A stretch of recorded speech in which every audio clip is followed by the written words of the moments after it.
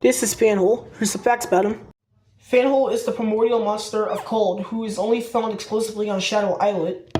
If you were to scramble Fanhole's name around, it would spell the word handful, and it makes sense because he has 4 hands. Just don't think about 6-7 mean though.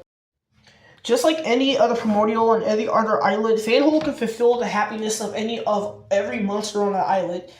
But the monsters he likes though are Piplash, Nightbear, and Meekin. But the only monster who even likes him is just Eurik.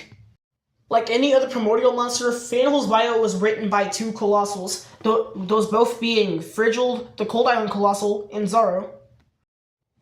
In Fanhole's bio, Zaro refers to a 6-limbed cold elemental monster who loves shoveling snow. But this could possibly refer to Epic Mammoth, because in his bio, it tells that he loves shoveling snow, unlike Mammoth though.